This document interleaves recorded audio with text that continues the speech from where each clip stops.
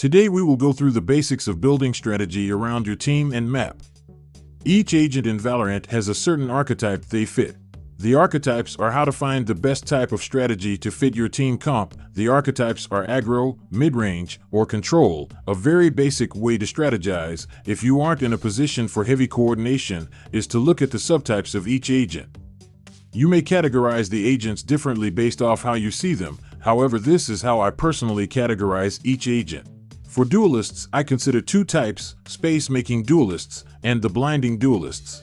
This is pretty self-explanatory. Space-making duelists have more movement-based moves that can help create space.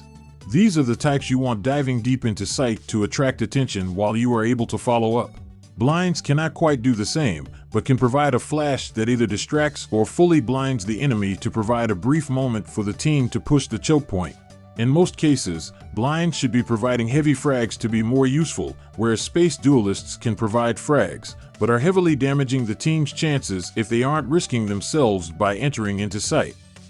Sentinels have agents who can passively watch flank with trips and other util so they don't have to actually keep an eye on flank, and then stall agents who have the ability to block choke points, which is very powerful, but their util makes them less useful for lurking and watching flank.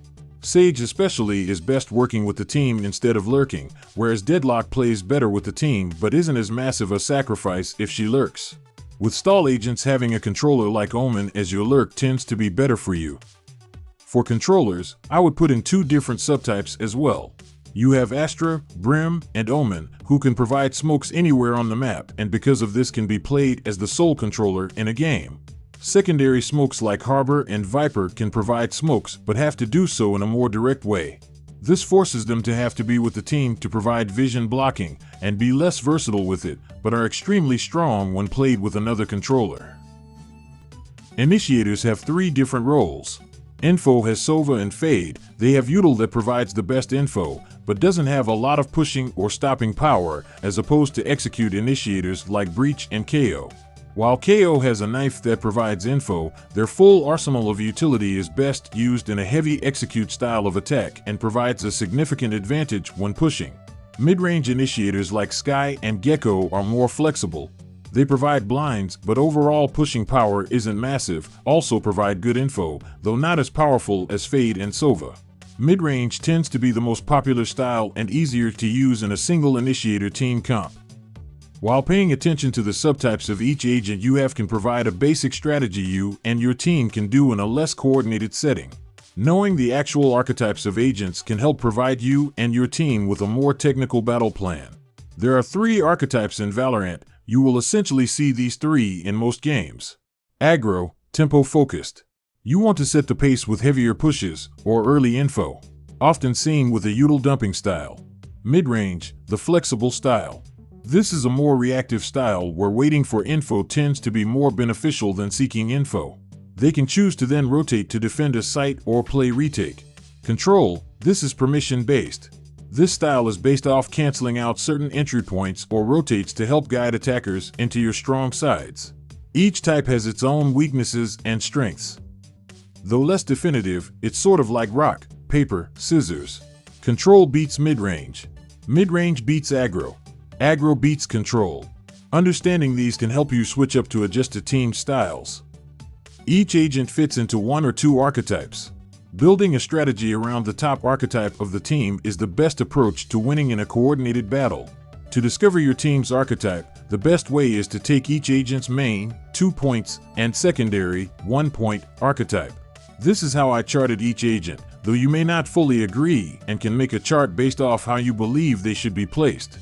An example of adding archetypes would be Jet, aggro +2, aggro +1. Breach, aggro +2, control +1. Chamber, control +2, aggro +1. Harbor, midrange +2, aggro +1. Astra, midrange +2, midrange +1. Totaling, aggro 7, midrange 5, control 3. Based off this, your best strategies are going to be aggro-based, but mid-range is still an acceptable adjustment and an easy transition if aggro isn't working or you need a different strategy to counter your opponents. We will be using the old Pearl map for our examples.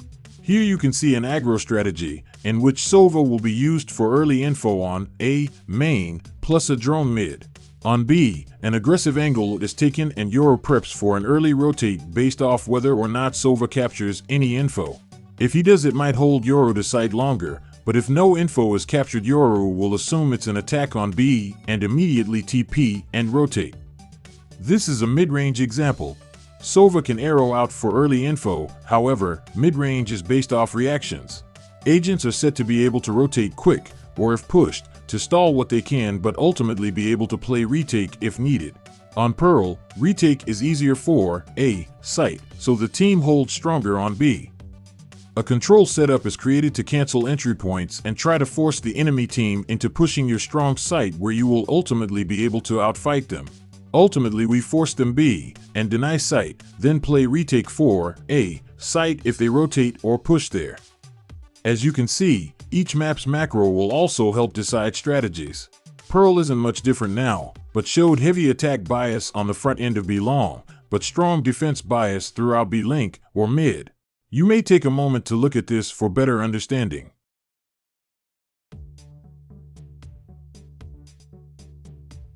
Unlike some games, the map macros aren't set in stone. Controller agents have the ability to completely change the bias of each area by placing smokes or walls, cutting off angles, or completely cutting visibility. We don't want to get too complicated in a single video, so we will end it here. But I hope this will help you in your future games. Come hang out with me at www.twitch.com/Fullo406. Bye.